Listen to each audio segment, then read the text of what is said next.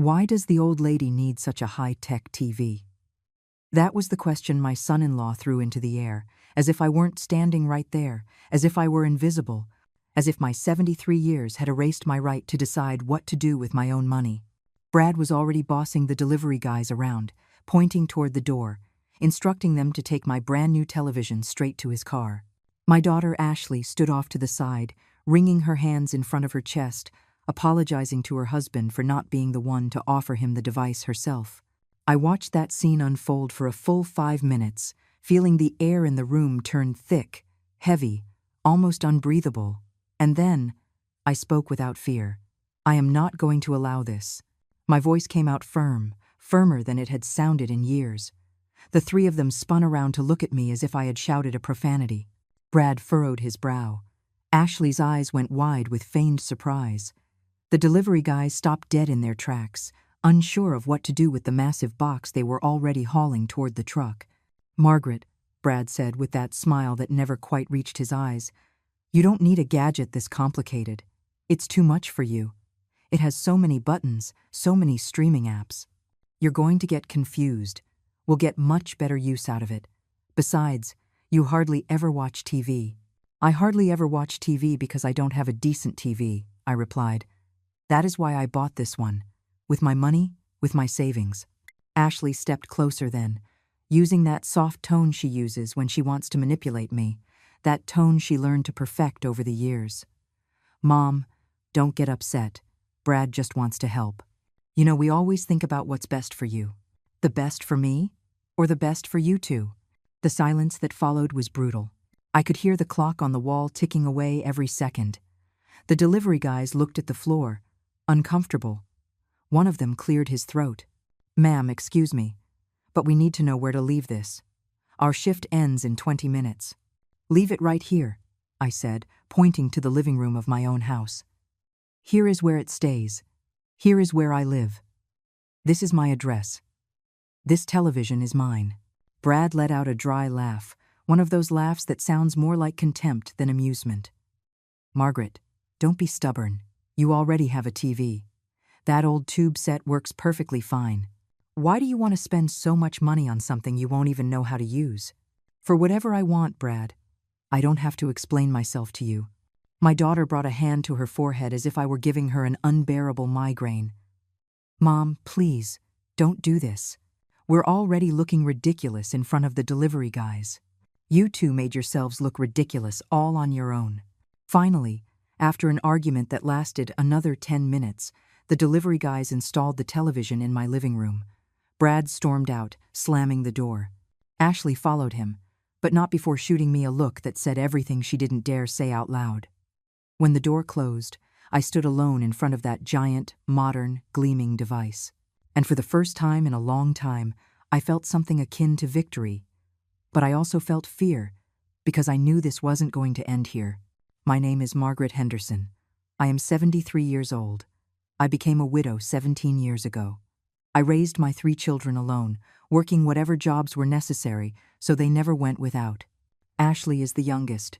She was always the most attached to me, or so I thought. Then she married Brad, and everything changed. He arrived with his impeccable suit, his leased luxury car, his salesman's smile. At first, I liked him.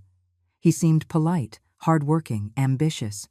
But over time, I started noticing things. The way he talked about senior citizens, as if they were a problem to be solved. The way he looked at my house appraising, calculating. Ashley began to parrot his phrases, his opinions, as if she no longer had thoughts of her own. 6 months ago, I sold a small plot of land I had upstate. It was the only thing I had left from my husband's inheritance.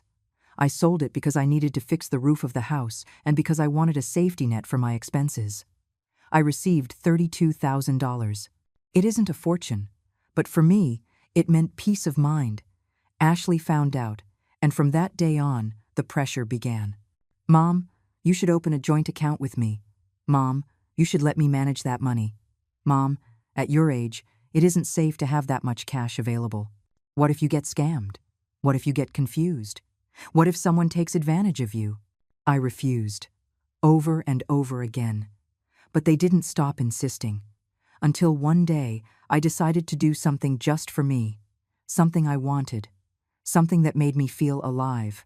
I walked into an electronics store and bought the best television they had, $4,000, a huge smart screen, with all the apps, with access to movies, series, documentaries. I thought about all the afternoons I spend alone, all the time I have now that I'm retired, how much I would like to see the world, even if it's through a screen. I didn't tell anyone. I scheduled the delivery for a Friday afternoon, but Ashley showed up just as the delivery truck was pulling in. I don't know how she found out. I don't know if the store called her, if someone at the bank tipped her off, or if she has access to my transactions in some way I don't know about. But there she was, with Brad by her side, as if they had been waiting for this moment. Now I am sitting in my armchair, looking at that black, shiny screen. I haven't turned it on yet. I still don't dare. Because I know that as soon as I do, as soon as I start enjoying it, they are going to come back. They are going to invent some excuse, some emergency, some reason why I cannot have this. And I am afraid that this time I won't be able to stop them. Outside, it is starting to get dark. The shadows of the trees lengthen across the living room walls. I can hear the neighbors talking in the street, distant laughter, the engine of a car passing slowly. Everything seems normal, everyday, calm. But inside me, something has changed. Something has broken, or maybe something has woken up. I look at the remote control on the coffee table. It is sleek, black, with buttons I still don't fully understand. I take it in my hands. It weighs less than I thought. I press the power button, and the screen comes to life with a soft glow. A menu full of options, colors, and possibilities appears. I feel like a little girl in front of a new toy. But then, my phone rings. It is Ashley. "Mom, we need to talk. I'm coming to your house tomorrow. Brad and I want to discuss something important with you, something about your future, about your safety." Her voice sounds serious, almost cold. There is no warmth, no affection. There is only determination. "All right," I reply. "I'll be here." I hang up the phone and stay staring at the illuminated screen. On it, a recommended movie appears. An older woman, alone, walking through a forest. The title says something about second chances. Maybe it's a sign, or maybe it's just a coincidence. But in this moment, sitting in my own house, in front of my own television, bought with my own money, I decide something. I decide that I am not going to let them take anything else from me. I decide that I am going to fight. I don't know how. I don't know with what weapons, but I am going to do it. Because if I don't do it now, I never will. And then, I truly will be lost. That night I couldn't sleep. I stayed awake until 4 a.m, my mind spinning, reliving moments I thought I had left behind. Ashley as a child, with her messy braids, running toward me after school. Ashley as a teenager, crying on my shoulder when her first boyfriend dumped her. Ashley as an adult, on her wedding day, looking at me with tears in her eyes while telling me that I had been her best example, her rock, her everything. When did it change? When did I stop being her mother and become her burden? I got out of bed when the sky was beginning to lighten. I made coffee, the same cheap brand I've drunk for years because it never seemed necessary to spend on luxuries. I sat by the kitchen window and looked out at the empty street. The neighborhood was waking up slowly. Mr. George, my old neighbor, used to wave at me from his garden at this hour. But he moved 3 years ago, after I helped him with some legal papers when his son tried to take his house. I will never forget his face when he thanked me. "Margaret, you saved my life. If you ever need anything, anything at all, find me." I never looked for him. I never asked for anything in return. That's how I was raised, give without expecting to receive. But now I wonder if that philosophy wasn't my biggest mistake. My husband died when I was 56, a massive heart attack while driving back from work. There was no time for goodbyes, no last words, just the phone ringing at midnight and an official voice telling me I needed to go to the hospital. When I arrived, it was already too late. The only thing I could do was hold his cold hand and wonder how I was going to go on. The first few months were hell. Ashley was 26. She was already living on her own. She already had her life together. My other 2 children, David and Sarah, were in other cities, busy with their own families, their own problems. Everyone came to the funeral. Everyone hugged me. Everyone promised to be there. But when the visits ended and the house became empty, I understood that I was alone. Completely alone. I had to go back to work. I had left my job years prior to raise the kids, to be the perfect wife, the perfect mother. Now I had to start from zero. I got a job cleaning offices, then at a laundromat, then caring for an elderly man who could barely move. Every day was a battle. Every night I came home with aching bones and an empty heart. But I survived. I paid the bills. I kept the house. I saved what I could. Ashley used to come visit me on Sundays. She brought pastries, told me about her job, her friends, the places she visited. I listened to her happily, thinking that at least she was doing well, that my sacrifices had been worth it. When she met Brad, she introduced him with pride. "Mom, he's special. He has plans. He has ambition. He's going to take me far." And he did take her far. So far that sometimes I feel I don't know her anymore. After the wedding, the visits became less frequent. Once a month, then every 2 months, then only on holidays. And when she came, she wasn't the same. She arrived in a rush, constantly checking her watch, criticizing things that had never bothered her before. "Mom, this house is too old. Mom, this neighborhood isn't safe anymore.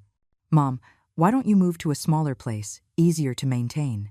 I told her I was fine, that this house held my memories, that I had raised my children here, that I had been happy here with her father, but she insisted, and over time, I started to notice that behind her concern was something else, something I couldn't name but could feel. Brad never hid what he thought. In the few family gatherings I attended at his house, he always made comments. How hard must it be to get old? How complicated to manage money when memory starts to fail? How important it is to have someone trustworthy to help you with big decisions. I nodded, smiled, tried not to take his words as insults, but every comment was a seed of poison planted in my mind. A year ago, Ashley proposed something. "Mom, Brad and I were thinking, why don't you sell the house and move into an apartment near us? That way we can take better care of you.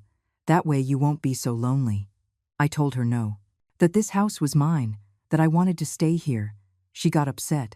She told me I was stubborn, that I wasn't thinking of my own well-being, that someday I was going to regret it. Then came the proposal for the joint account. "Mom, if you put me as a co-owner, I can help you pay the bills, do the shopping, manage your expenses. It's for your security." I told her no again, and that was when things really started to change. The visits became tense. Brad stopped hiding his annoyance. Ashley began treating me as if I were a disobedient child, and I started to feel that every decision I made was questioned, analyzed, judged. When I sold the land, I thought I would have peace. I thought with that money I could live my remaining years quietly, without depending on anyone, without asking anyone for favors. But it was the opposite. That money woke them up. It made them more insistent, more urgent, more desperate. And now I am here, waiting for them to arrive, knowing they are going to ask me for something I don't want to give. The clock marks 10 in the morning when I hear the car parking in front of my house. I peek out the window and see them getting out.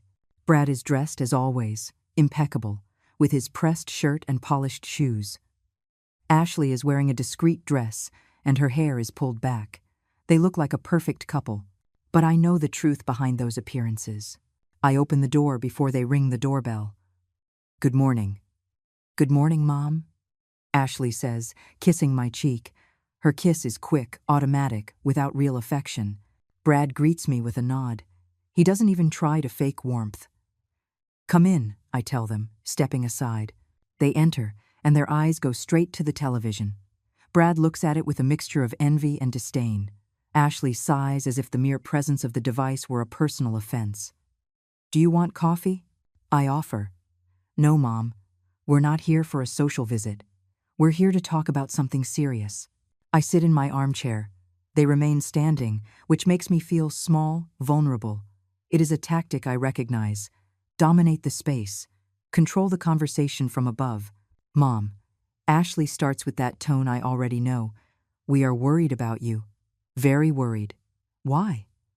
"I'm fine. No, you aren't fine. Yesterday you spent $4,000 on a television you don't need. That isn't normal. That is a sign that something is wrong. I bought something I wanted with my own money. I don't see what is wrong with that. Brad takes a step forward. Margaret, the problem isn't the television. The problem is that you are making impulsive, irresponsible decisions. What's next?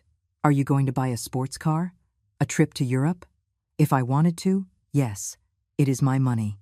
That is exactly what worries us, says Ashley. Mom, that money has to last you for years. You can't spend it on whims. It is not a whim. It is something that makes me happy. Happiness doesn't pay hospital bills, Brad snaps. Happiness doesn't cover a medical emergency. The silence that followed those words was dense, charged with intentions I still couldn't fully decipher. Brad looked at me with that expression he had perfected over the years, that mixture of feigned concern and real superiority. Ashley had her hands crossed in her lap, lips pressed into a thin line. Mom, my daughter continued with a soft, almost maternal voice, as if our roles had reversed. We have been thinking a lot about your situation, about your future, and we believe the time has come to make important decisions. What kind of decisions? Decisions that protect you, that protect all of us. Brad sat on the edge of the sofa, leaning forward with his elbows on his knees. Margaret, let's be direct. You are 73 years old. You live alone in a house that is too big. You handle money that could attract people with bad intentions. You don't have anyone nearby who can help you if something happens. I have a phone. I have neighbors. I have you two, supposedly. That isn't enough, Ashley said. What happens if you fall and can't get up? What happens if someone knocks on your door and scams you? What happens if you start forgetting things, getting confused with numbers? I am not getting confused with anything. But it could happen, Brad insisted, and when it happens, it's going to be too late. That's why we want to propose something. Something that will give you peace of mind. He pulled a folder out of his briefcase. It was one of those elegant folders, synthetic brown leather with a metal clasp. He opened it on the coffee table and extracted several documents. This is a durable power of attorney, Brad explained, pointing to the first document. If you sign this, Ashley will be able to manage your bank accounts, your properties, your medical decisions. Everything. That way you don't have to worry about anything. We take care of it. I felt a chill run down my back. It wasn't that I didn't understand the words. I understood them perfectly. What I couldn't believe was that they were actually saying them to me. You want me to give you total control of my life? Don't look at it that way, Mom. Look at it as a backup, as insurance. You continue making your decisions, but we can intervene if necessary. Intervene? What does that mean exactly? Ashley sighed, as if I were a difficult child who didn't understand what was good for her. It means that if we see you are spending money irresponsibly, we can stop it. If we see someone is manipulating you, we can protect you. If you need medical attention and you refuse, we can make that decision for you. Every word was a blow. Every phrase was a door closing. And this other document, Brad continued, pulling out more papers, is an authorization so we can enroll you in an assisted living facility when the time comes. Not now, of course. But eventually, it is important to have everything prepared in advance. Assisted living? Are you talking about a nursing home? They are very nice places now, Mom. They have gardens, activities, nurses, 24 hours a day. You would be much better off than here, alone. I am not alone, and I am not going to any nursing home. Brad stood up, walking toward the window with his hands in his pockets. His tone changed, becoming colder, more direct. Margaret, let's be realistic. This house is worth approximately $120,000. You have $32,000 in the bank, now $28,000 after your impulsive purchase. That sums up to $148,000. If you manage that money well, it can last you 10 years, maybe 15. But if you keep spending on nonsense, on expensive televisions and who knows what else, that money is going to run out in 3 years. And then, what are you going to do? That is my problem, not yours. But it is going to become our problem, said Ashley, standing up too. When your money runs out, you are going to have to come live with us. You are going to depend on us completely. Is that what you want? What I want is for you to leave me in peace." The words came out with more force than I intended. Ashley recoiled as if I had slapped her. Brad clenched his jaw. "Very well," he said, gathering the papers. "We can leave you in peace. We can leave and never come back. But when something happens to you, when you get robbed, when you get confused, when you are lying on the floor unable to move, don't call us, because we tried to help you and you rejected us." "Brad, please." Ashley intervened with a cracking voice. "She doesn't mean it. She's confused." "I am not confused. I know perfectly well what you are doing." "And what are we doing, Mom? Tell me. Enlighten me." I stood up, facing her. "You are trying to control me, to keep my money, to lock me up in some place where I am no longer a problem for you." Ashley brought a hand to her chest, tears welling in her eyes. "How can you say that? I am your daughter. Everything I do is for you. It has always been for you. Then why do I feel like you are taking everything away from me?" "We aren't taking anything away from you. We are protecting you from yourself." Brad put the folder back in his briefcase with abrupt movements. "Okay, we've wasted enough time here. Ashley, let's go." But my daughter didn't move. She stayed looking at me with those teary eyes, waiting for me to cave, to apologize, to sign the papers. "I didn't do it. Mom, please.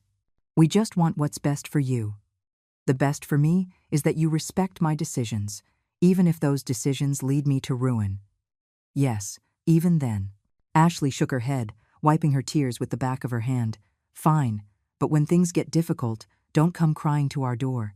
They left without saying goodbye. I heard the car engine start, the tires screeching against the pavement. I waited until the sound was lost in the distance before allowing myself to tremble. I collapsed onto the armchair, legs weak and heart racing. My hands shook, my breathing was irregular. But amidst all that chaos, there was something else. There was clarity. For the first time in a long time, I saw things as they really were. This wasn't about protecting me. This was about controlling me. About ensuring that when I died, they inherited everything without complications. And if for that they had to lock me in a home, if they had to have me declared incompetent, if they had to isolate me from the world, they would do it. I got up and walked toward the television. I turned it on and searched the menu until I found the news app. I wanted to hear something, anything to get me out of my own head. But then I saw something that caught my attention. A report on scams targeting the elderly. About children stealing from their parents. About fake powers of attorney. About seniors stripped of everything. It was as if the universe were sending me a signal. I turned off the television and looked for my phone. I had a number saved from years ago. A number I had never dialed because I had never needed help. But now I needed it. I dialed. It rang 3 times before someone answered. "Hello? George? This is Margaret Henderson." There was a pause. Then, a warm, surprised voice. "Margaret? It's been so long. How are you? I need to talk to you. It's urgent. Did something happen?" "Yes, something is happening. And I think you are the only person who can help me. Tell me where and when. I'll be there, tomorrow. At the coffee shop on the square. At 10 in the morning. I'll see you there." I hung up the phone and held it against my chest. I was still trembling, but it wasn't just from fear anymore. It was from something else. Something like hope. Outside, the sky had clouded over. It threatened rain. But inside me, something was beginning to wake up. Something that had been asleep for too long. I walked to the hallway mirror and looked at myself. I really looked at myself. I saw the wrinkles, the age spots, the exhaustion in my eyes. But I also saw something else. I saw a woman who was still alive, who could still fight. And this time, she was going to. That night, it rained like it hadn't rained in months. The water beat against the windows with fury. The wind shook the trees on the street, and I remained awake listening to every sound, every creak of the house, every shadow moving on the walls. I couldn't stop thinking about the folder of documents Brad had brought, about the signatures they wanted from me, about the assisted living facility they already had planned. I got up several times to check that the doors were locked. I don't know why, but I felt like at any moment they could come back, that they could break in while I slept and make me sign those papers. It was an irrational thought, I knew, but fear isn't always rational. At 6 in the morning, I gave up on sleep. I showered, dressed carefully, choosing a modest blouse and comfortable slacks. I wanted to look presentable for my meeting with George. I wanted him to know that I still had dignity, that I was still in control of my faculties. I ate very little breakfast. My stomach burned from nerves. I checked my purse 3 times to make sure I had my ID, my bank card, some cash. I didn't know exactly what I would need, but I wanted to be prepared. At 9:30, I left the house. The sky was still gray after the night storm. The streets were wet, with puddles reflecting the heavy clouds. I walked the 4 blocks to the square with a slow but steady pace. Every so often I looked back, with that persistent feeling of being watched. The coffee shop was almost empty at that hour. There were only a couple of students with their laptops and an older lady drinking tea by the window. I chose a table in the back, from where I could see the entrance. I ordered a coffee I barely touched. George arrived on time. I saw him enter and scan the room. When he found me, his face lit up with a genuine smile. He approached with a quick step despite being nearly 70. "Margaret, it is so good to see you." We hugged briefly. He smelled of subtle cologne and clean soap. He sat across from me and studied me with those attentive eyes that had always been able to see beyond appearances. "You look worried. Tell me what is happening." And I told him. Everything. From the sale of the cabin to the television, from yesterday's visit to the documents they wanted me to sign. I omitted nothing. I let the words flow like a river that had been dammed up for too long. He listened without interrupting. His expression darkened as my story advanced. When I finished, he remained silent for several seconds, processing everything he had heard. "Margaret, this is more serious than you think. That power of attorney they showed you is practically a blank check. If you sign it, they could drain your accounts, sell your house, put you in a home without your consent. And you wouldn't be able to do anything to stop them." "I know. That's why I didn't sign. You did good. But I have to ask you something important. Do you think they are going to stop here?" I shook my head. "I don't think so. I think they are going to keep pressuring me. Then we need to act fast. We need to legally protect you before they try something more drastic." "How?" George pulled a small notebook from his jacket and began to write. "First, we are going to get a doctor to certify that you are in full possession of your mental faculties. That invalidates any attempt to declare you incompetent. Second, we are going to move your bank accounts to another branch where they don't have access or connections. Third, we are going to make a clear will, notarized and sealed. And fourth, we are going to gather evidence of everything that is happening. Evidence, texts, emails, recordings if possible. Anything that proves they are trying to manipulate you. But they are my family. And that is precisely why the abuse is more painful. But it is also more common than people think, Margaret. I went through something similar with my own son. If you hadn't helped me in that moment, I would have lost everything. Now it is my turn to help you." I felt my eyes filling with tears, not from sadness, but from relief. For the first time in weeks, I didn't feel alone. "How much is all this going to cost me?" He smiled warmly. "Nothing. You saved me when I needed it most. This is the least I can do. I can't accept that. You have to charge for your work." "Fine. Then when it's all over, you invite me to lunch at your house. Deal?" "Deal." We spent the next hour planning every step. George knew a trustworthy doctor who could do the evaluation that same day. He also had contacts at the bank and knew a discreet notary. He explained that we had to move fast, but with intelligence, without alerting Ashley and Brad until everything was secured. When we left the coffee shop, I already had a doctor's appointment scheduled for 3 in the afternoon.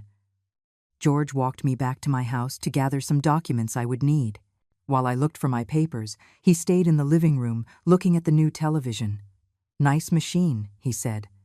"And you have every right to buy it. It is your money, your life, your decision. Thank you for saying that. Sometimes I feel like I am losing my mind, that maybe they are right and I am being selfish. You aren't selfish.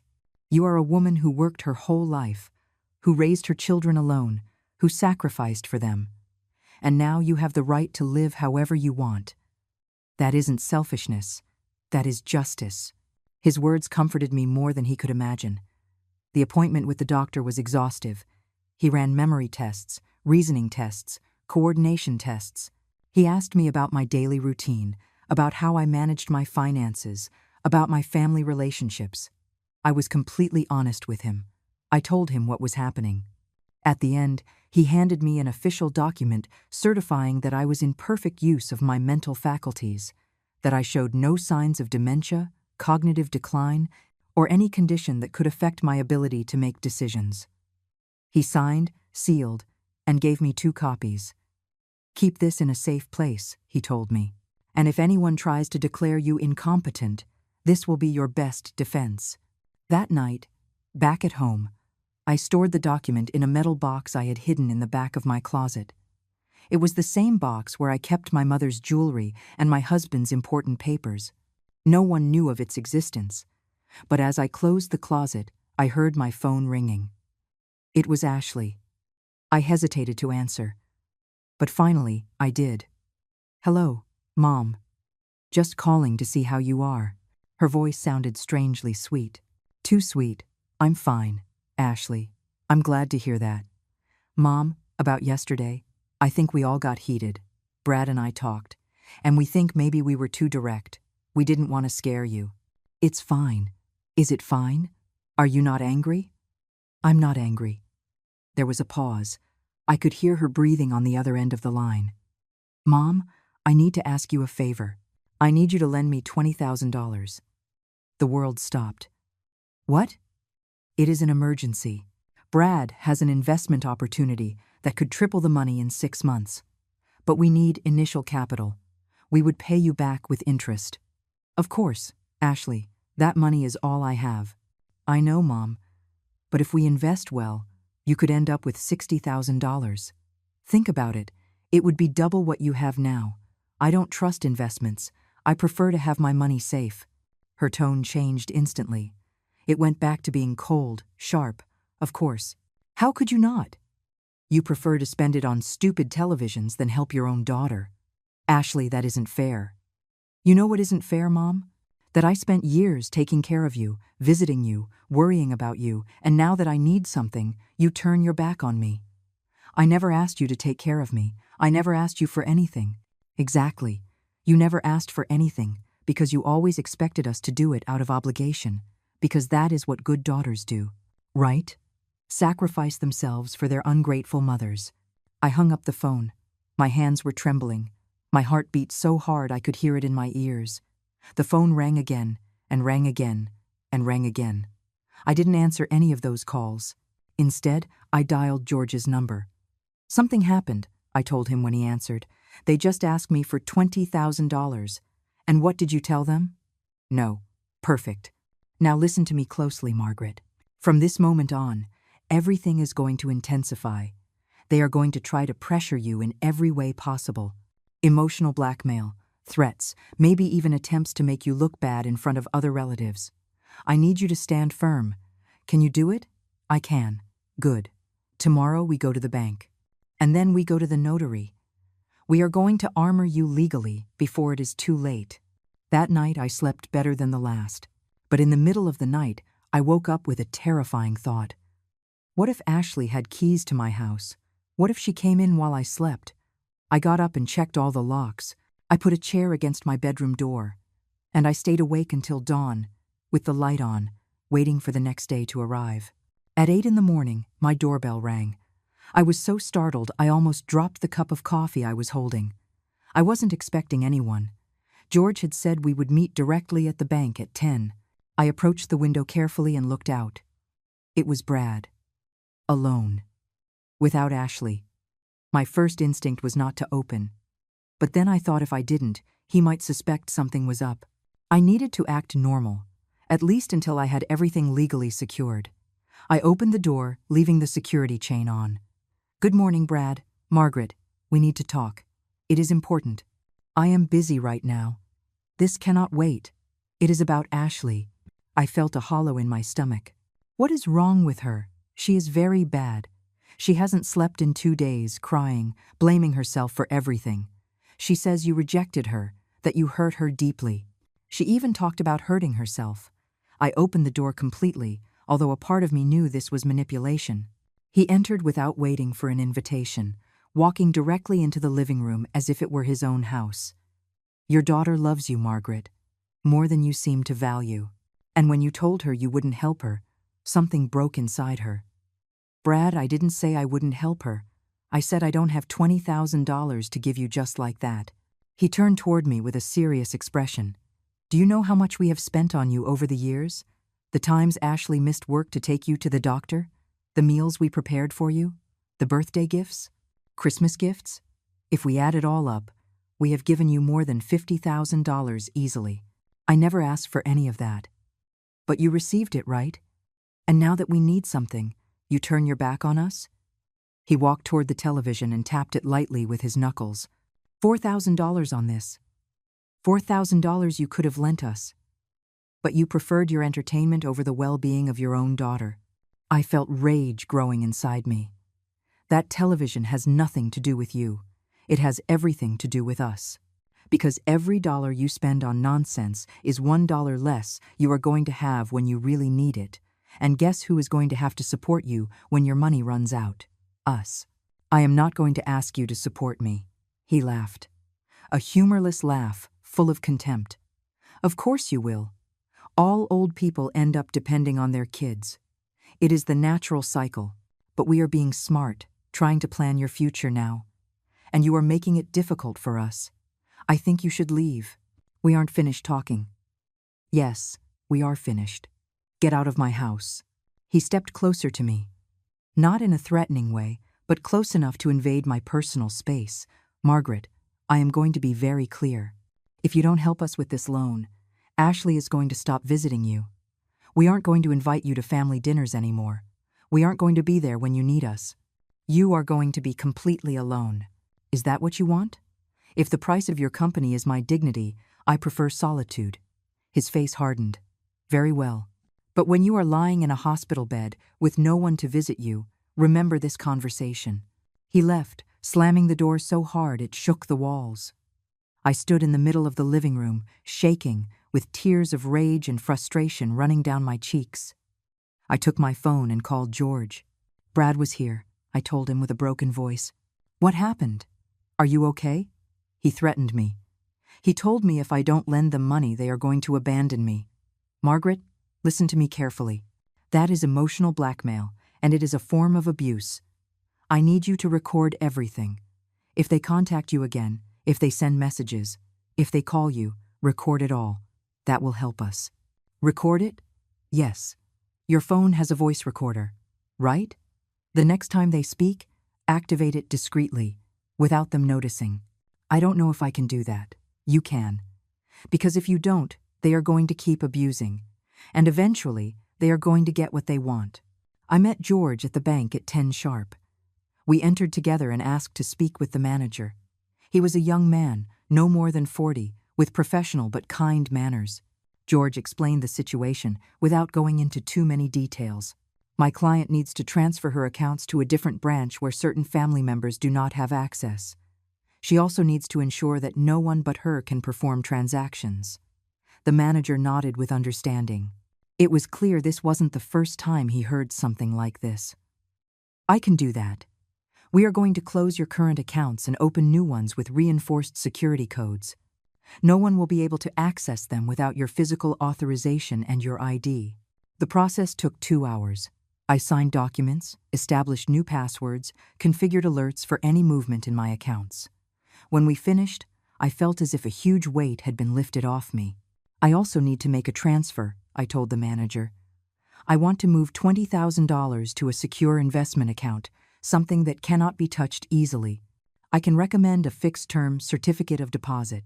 It guarantees an interest rate, and the money stays locked for the period you choose. How long do you recommend? 3 years is most common. Perfect. Let's do it. George looked at me with approval. That way they can't argue that you are spending the money irresponsibly. It is invested, secure, generating interest. We left the bank past noon.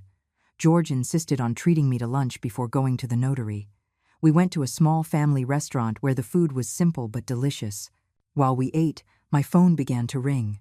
It was Ashley. I looked at George. "Answer," he said, "but activate the recorder first." With trembling hands, I opened the recording app on my phone and pressed the red button. Then I answered the call. "Hello? Mom?"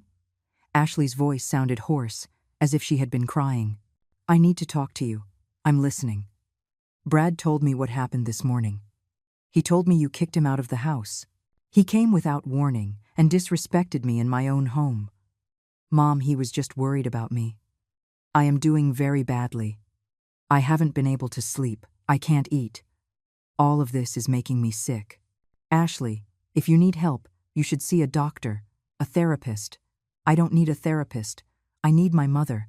I need you to support me. I support you, Ashley. But I am not going to give you $20,000. There was a long silence. When she spoke again, her voice had changed completely. There were no longer tears.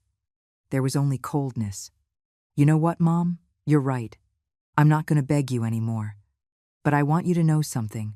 That money you have, that money you fight for so much, you aren't going to take it to the grave. And when you die, we are going to inherit it anyway. So you are really fighting for nothing. If that is how you see it, Ashley, then there is nothing more to talk about. No, there isn't anything more to talk about. Goodbye, Mom." She hung up. I stopped the recording with shaking fingers. George extended his hand. "Can I hear it?" I passed him the phone. He listened to the whole conversation with a serious expression. When it finished, he handed the device back. "This is gold, Margaret. This demonstrates emotional extortion and veiled threats. Keep it very safe." In the afternoon, we went to the notary. She was an older woman, stern-faced but with kind eyes. George explained the situation, and she nodded with understanding. "We are going to make an airtight will," she said. "A will they cannot easily contest. Are you clear on how you want to distribute your assets?" "Yes. I want to divide everything equally among my 3 children, but with a condition. If any of them tries to declare me incompetent, commit me against my will, or take control of my assets before my death, they will be automatically disinherited." The notary smiled slightly. "That is a very standard provision, often called a no-contest clause. It is perfectly legal and very effective." We spent another hour drafting the will. When it was ready, I read it 3 times to make sure everything was exactly how I wanted. Then I signed. The notary sealed the document and handed me a copy. "This stays filed here, in my office. If something happens to you, if someone tries to forge a different will, this document prevails." When I left that office, I felt I could finally breathe. I had my medical certificate. I had my bank accounts protected. I had my sealed will. I had recorded evidence of the threats. George walked me back home. Before saying goodbye, he handed me a card. "This is my personal number. If anything happens, anything at all, call me immediately. It doesn't matter the time. Thank you, George. I don't know how I'm going to be able to thank you for all this. You already thanked me, Margaret, 3 years ago, when you saved me from losing everything. Now we are even." That night, for the first time in weeks, I slept deeply. But at 3 in the morning, I woke up to the sound of something tapping on my window. I got up scared and looked out. It was Brad, standing in my yard, looking toward my window. When our eyes met, he smiled, a smile that froze my blood. Then he turned around and walked away slowly, as if he had all the time in the world. I took my phone with trembling hands and dialed George's number. "They are escalating," I told him when he answered with a sleepy voice.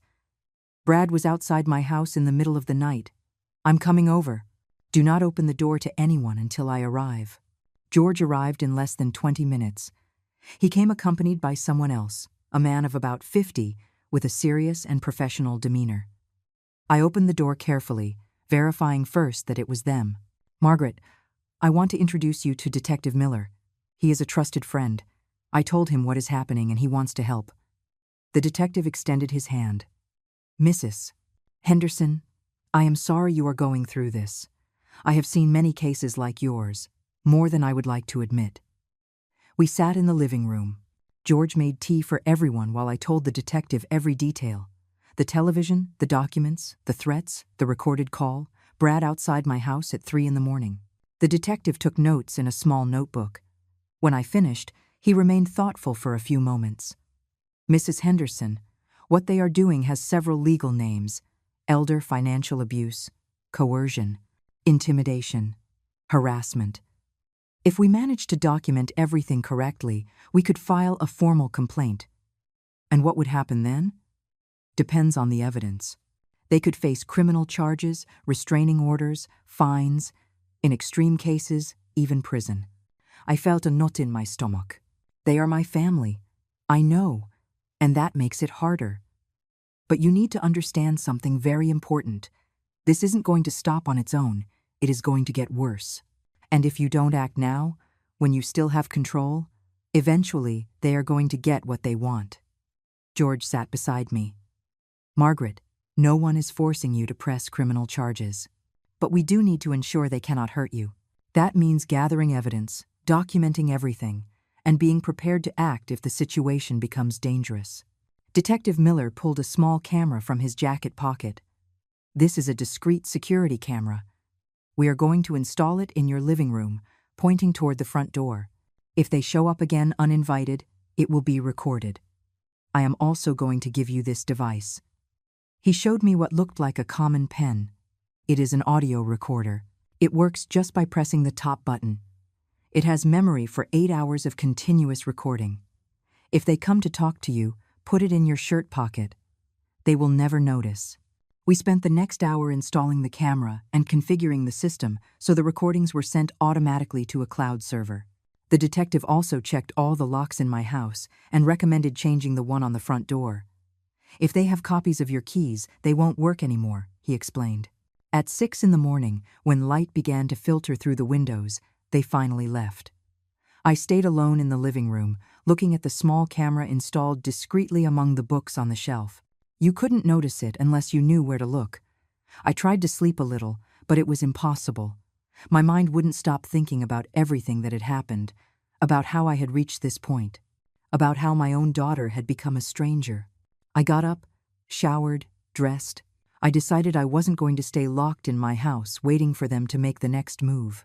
I was going to live my life.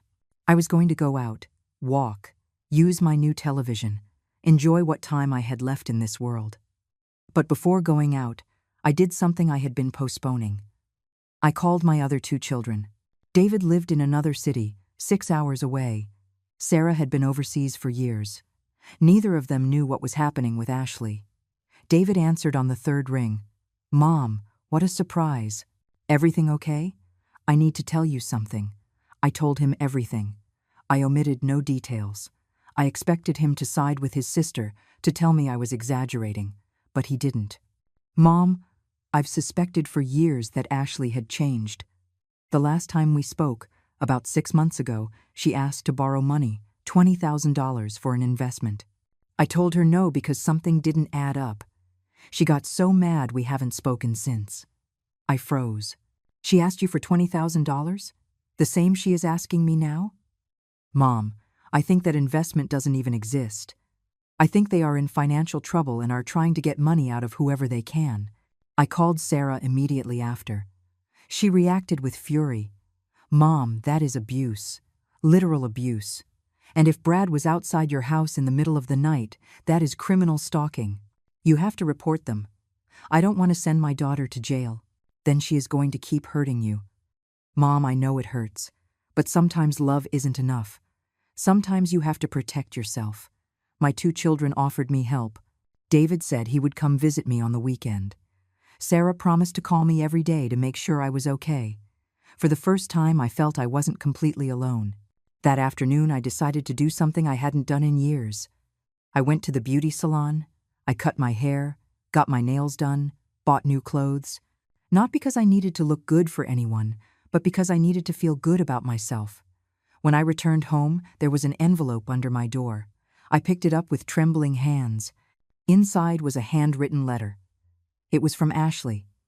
"Mom," the letter said, "I know things between us are bad. I know I hurt you. But I want you to know that everything I did was out of love, out of fear of losing you, out of fear that someone would take advantage of you. Brad and I have been under a lot of pressure lately. He lost his job 3 months ago, and I didn't tell you because I didn't want to worry you. That's why we needed that loan. It was our last hope. But I understand if you don't trust us. I just want you to know that I will always be your daughter, and I will always love you. Even if you don't love me anymore.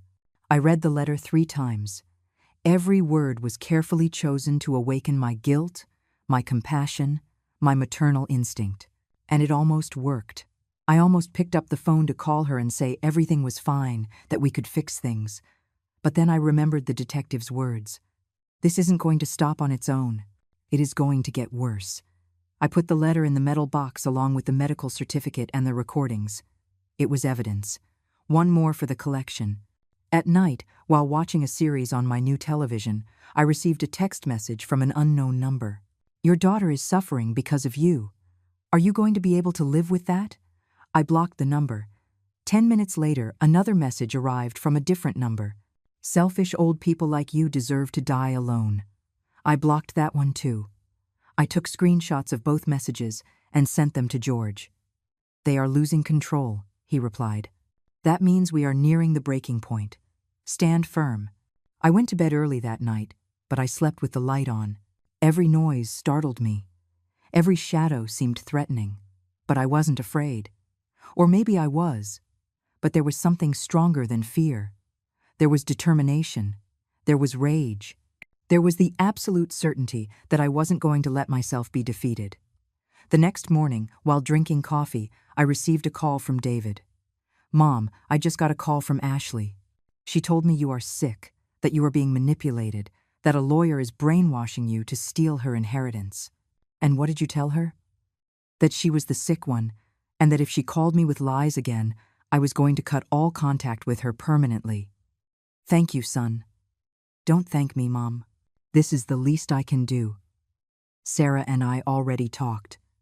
We are going to support you in everything. Whatever you need. When I hung up, I realized something. Ashley was trying to isolate me, to convince everyone that I was the crazy one, the manipulated one, the one being deceived. It was a classic tactic of abusers. But it wasn't working for her, because I had acted first.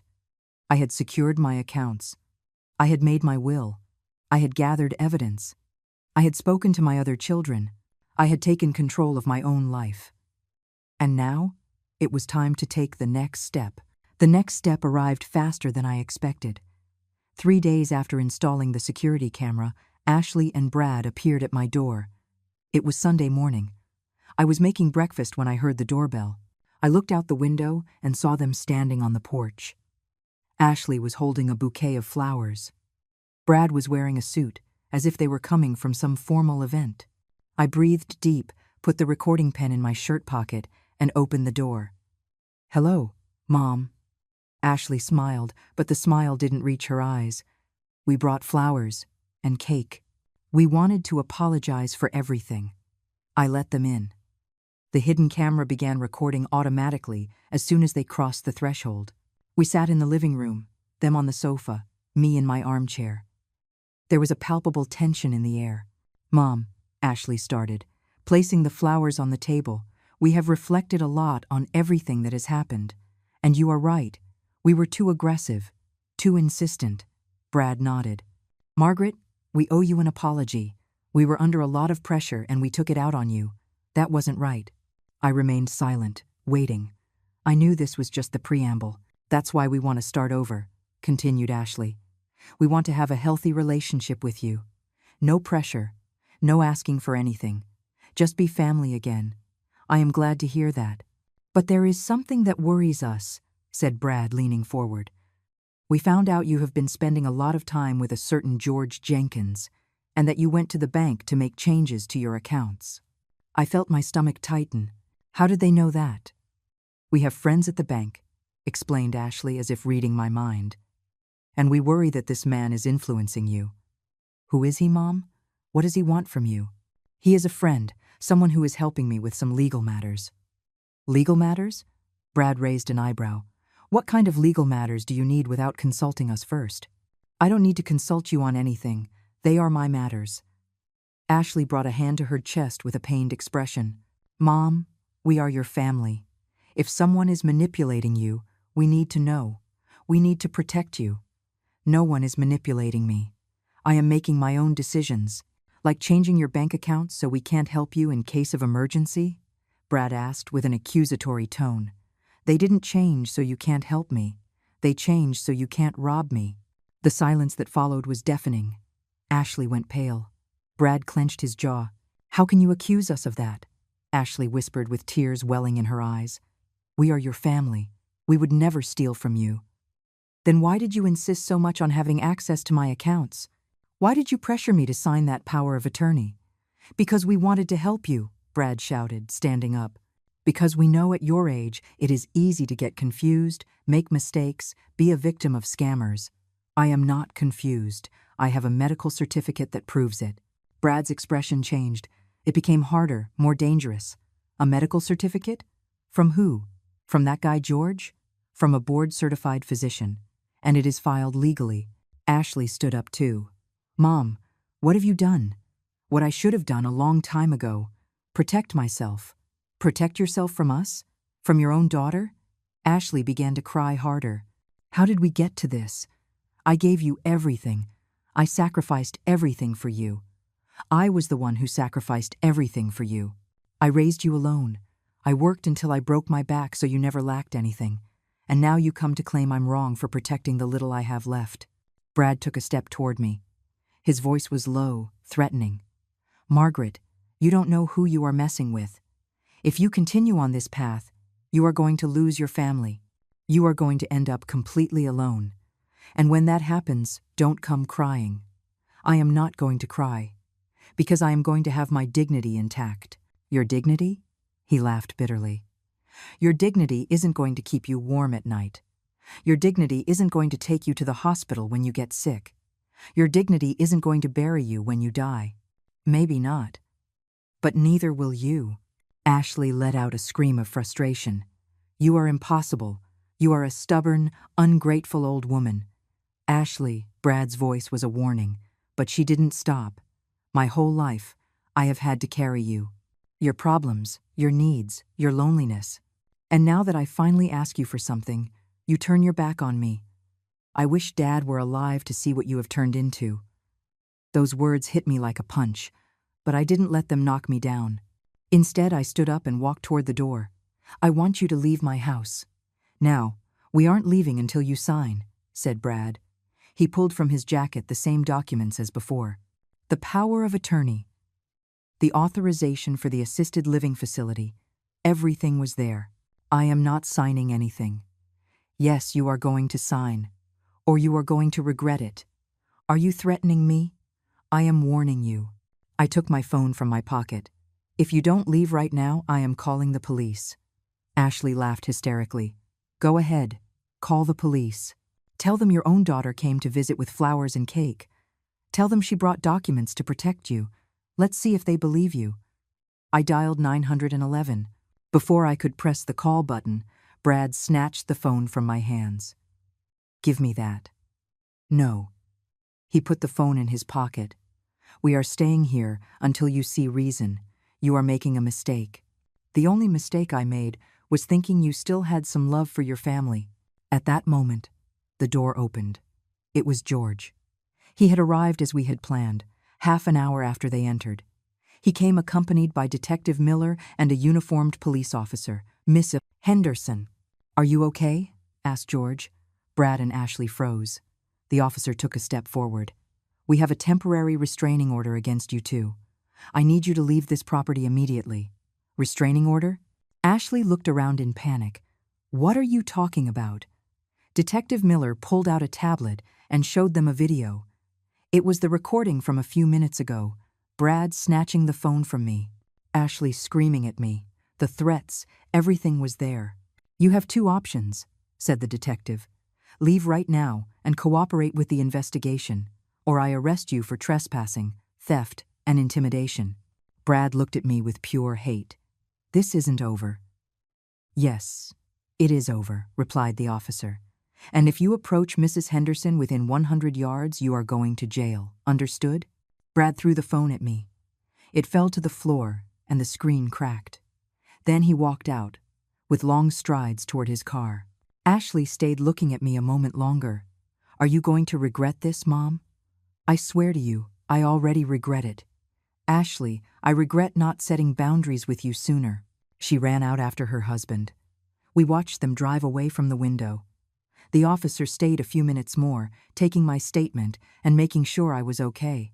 When everyone finally left, I collapsed onto the sofa. George sat beside me. You did very well, Margaret. I don't feel well. I feel terrible, I know. But you did the right thing. That night, while lying in the darkness, my new phone vibrated. It was a message from David. Mom, Ashley called me crying. She told me you betrayed her, that you put a restraining order on her. I told her she deserved it. Sarah blocked her too. We are with you. Another message arrived. This one was from Sarah. I love you, Mom, and I am proud of you. You did what you had to do. For the first time in weeks, I cried. But they weren't tears of sadness. They were tears of relief. The restraining order was just the beginning. In the following days, everything crumbled for Ashley and Brad in ways I never would have imagined. Not because I actively sought it, but because the lies they had built began to collapse one after another.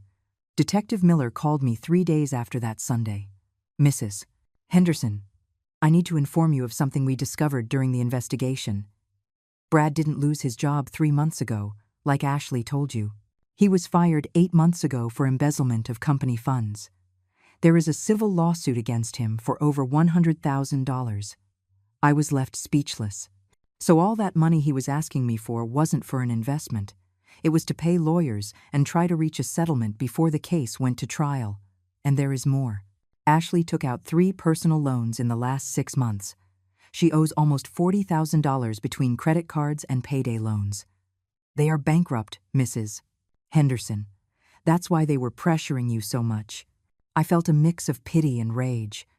My own daughter had been lying to me for months. While she asked me for money with invented excuses, her financial life was disintegrating. But there was more. A week later, I received a call from a woman who identified herself as Ashley's neighbor. Mrs. Henderson, I am so sorry to bother you. I got your number through some acquaintances. I need you to know something. Your daughter and son-in-law have been bad-mouthing you all over the neighborhood. They say you are senile, that a corrupt lawyer manipulated you, that he stole their inheritance. And do people believe them? At first some did, but then inconsistencies started appearing in their stories. And when word got out about the restraining order, many of us began to suspect they were the problem, not you.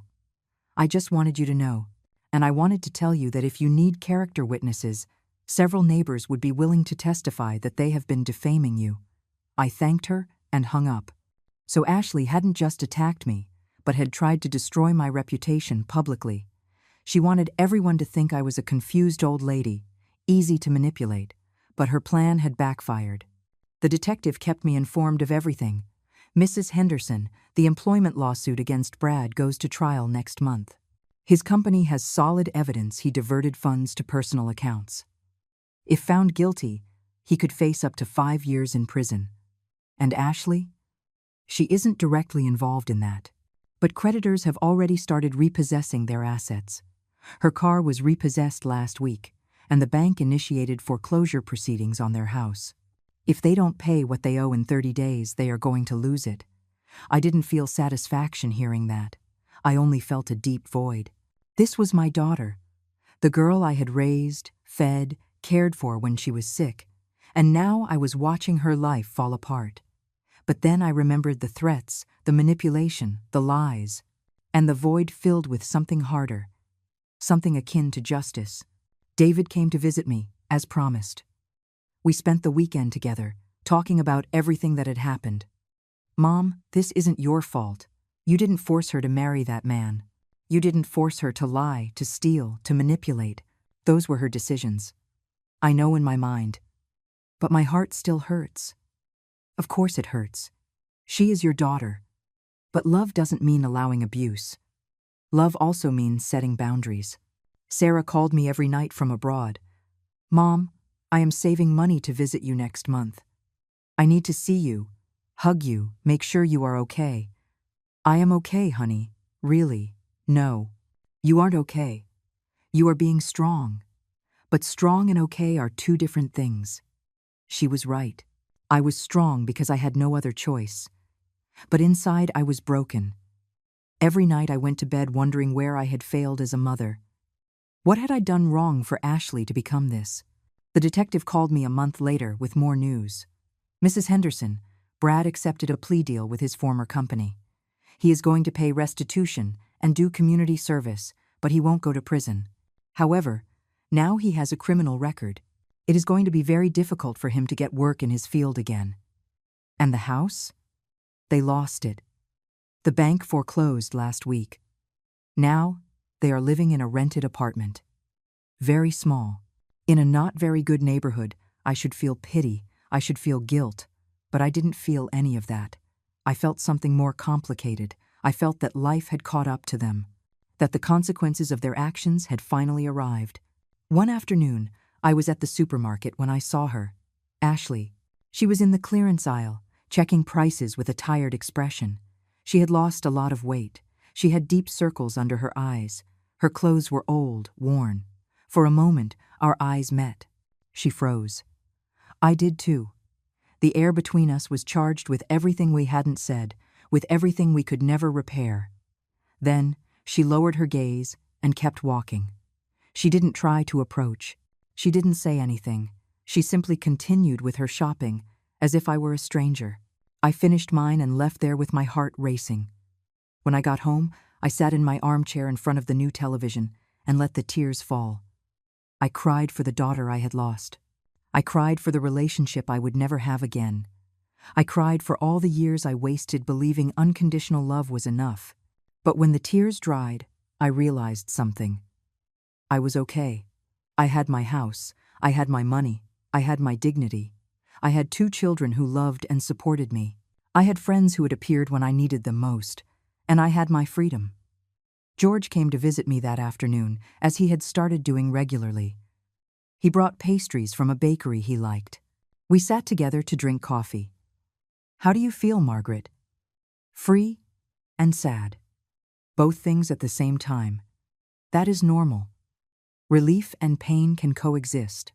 Did you keep feeling that way after what happened with your son? For a long time. But eventually the pain gets smaller. It never disappears completely, but it stops dominating you. And then you can start living again. Did you ever have contact with him again? No. He took his path and I took mine. Sometimes love means letting go. It means accepting you can't save someone who doesn't want to be saved. We stayed in silence, drinking our coffee, each lost in our own thoughts. That night, before going to bed, I checked my bank account online. The certificate of deposit was earning interest. My monthly expenses were under control. I had enough money to live comfortably the next few years without worries. I opened a new document on my computer and began to write. I didn't know exactly what I was writing. Maybe a letter I would never send. Maybe a journal. Maybe I just needed to get out everything I carried inside. Dear Ashley, I wrote, I don't know if you will ever read this. I don't know if we will ever be able to talk again. But I need you to know something. I loved you with every fiber of my being. I gave you everything I had. And if that wasn't enough, if I wasn't enough, I am sorry for not being the mother you needed. But I am not sorry for defending myself. I am not sorry for protecting my dignity, because in the end, that was the only thing I had left. And if losing you was the price of keeping it, then so be it. I saved the document without finishing it. Maybe someday I would find the right words. Or maybe not. Maybe some things don't have right words. I went to bed that night feeling something I hadn't felt in months. Peace. It wasn't happiness. It wasn't joy. It was simply peace. The certainty that I had done the right thing. That I had fought when I had to fight. That I had said no when I had to say no. And that, after all, was enough. 6 months after all that, my life had found a completely new rhythm. A rhythm that was mine and mine alone. I woke up when I wanted, ate breakfast calmly in front of my television watching the news or some documentary, and then went out to walk in the park a few blocks from my house. I had made friends, women my age, who also lived alone, who also had complicated stories with their families, who also had learned that solitude was not the same as being lonely. We met on Tuesdays for coffee. On Fridays, we went to the movies. On Sundays, we did longer walks. George had become something more than my lawyer friend. He was my confidant. He came to dinner at my house every 2 weeks, and I cooked those traditional dishes I had learned from my mother. We talked about everything: politics, books, our past lives, our regrets and joys. David visited me once a month. He brought his kids, my grandkids, who filled the house with laughter and mess. I loved that mess. It reminded me that life went on, that there was a future, that not everything was lost. Sarah finally was able to come visit me. She stayed 2 weeks. We cried together, laughed together, healed together. She helped me reorganize the house, donate old things I didn't need anymore, make space for the new. And the new arrived in unexpected ways. I started taking painting classes at the community center. I had never painted in my life, but I discovered I had a certain talent for landscapes. My paintings weren't masterpieces, but they were mine. Every brushstroke was a declaration of freedom. I also joined a book club. We read a book a month and then met to discuss it. It fascinated me to hear different perspectives, debate ideas, feel that my mind was still active and curious. Even I learned to use all the functions of my television. I watched series from different countries, documentaries about places I would never visit, old movies that made me remember my youth. That television, for which I had fought so much, became my window to the world. As for Ashley, I didn't hear from her directly again, but every now and then, news arrived through mutual acquaintances. She had divorced Brad. She was working at a grocery store to pay her debts. She lived alone in a small apartment. She had lost contact with most of her friends. A part of me felt pain for her. I always would. She was my daughter. But another part, the part that had learned to prioritize me, knew she had chosen her path, and I had chosen mine. One day I received a letter. It had no return address, but I recognized the handwriting immediately. It was from Ashley. "Mom," it said simply, "I know I don't deserve your forgiveness. I know I hurt you in ways that can't be repaired. I'm not writing to ask you for anything, just to tell you that you were right, about everything. Brad manipulated me. I let him manipulate me because it was easier than facing the truth. The truth that we were broke, that I had failed, that everything I had built was a lie. And instead of admitting it, I tried to drag you down with me. I tried to take what was yours because I couldn't accept that I had lost mine. Now I am paying the consequences. I have lost my house, my marriage, my dignity. But I want you to know that despite everything, I am still your daughter. And someday, if you want, I would like the opportunity to prove to you that I can be better, that I can be the daughter you deserve to have. I love you, Mom. I have always loved you. Even when I was hurting you." I read the letter 3 times. Then I put it in my metal box along with all the other documents. I didn't throw it away. I didn't ignore it. I simply kept it. Because maybe someday I would be ready to respond. Or maybe not. But that was my decision. And no one else could take it for me. That afternoon, George came to visit. I showed him the letter.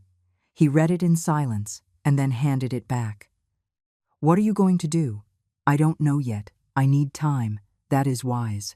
Forgiveness cannot be forced. And forgiveness doesn't mean forgetting. It means letting go of the poison so it doesn't make you sick." "Did you forgive your son?" "Eventually. But that didn't mean having a relationship with him again. It meant making peace with what happened and moving forward. I think that is what I need. To make peace. And you will. When you are ready." More months passed. Winter came and went. Then spring. I continued with my routine. With my friends. With my classes. With my grandkids. With my new life. And every day I felt a little stronger. A little more whole. On my 74th birthday, David and Sarah came to visit me.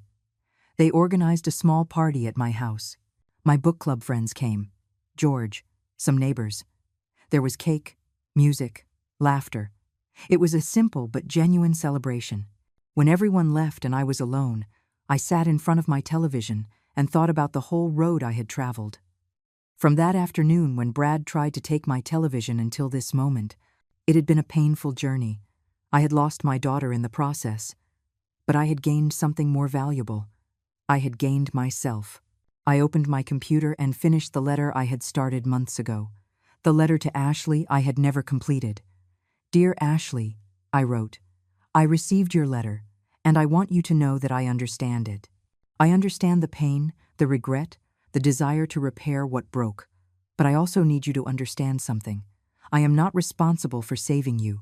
I am not responsible for fixing your life. That is your task, your path. I already walked mine. And if someday our paths cross again, if someday you can prove to me with actions, not words, that you have changed, then maybe we can have a conversation.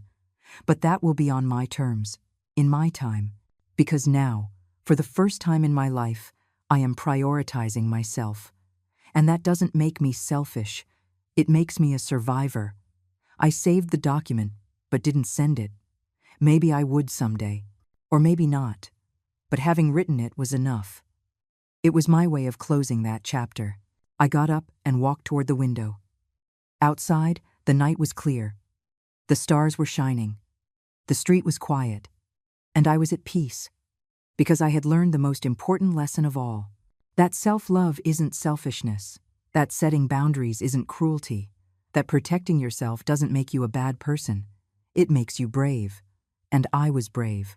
At my 74 years, I had found the courage to defend myself, to say no, to choose myself. If you are listening to this story, if you are going through something similar, I want you to know something. You aren't alone. And it isn't too late. It is never too late to recover your dignity, to protect what is yours, to live on your own terms. Because in the end, when everything is said and done, the only thing that matters is that you can look yourself in the mirror and feel proud of who you are. And I, after everything I went through, could finally do that. I looked at myself in the hallway mirror. I saw the wrinkles, the gray hair, the marks of time. But I also saw something else. I saw strength. I saw dignity. I saw a woman who had survived, who had fought, who had won. And I smiled, because this was my life, and no one ever again was going to take it from me. If this story resonated with you, if you know someone who is going through something similar, share this message. Leave me a comment telling your own experience. And always remember, your dignity has no price, and it is never too late to defend it.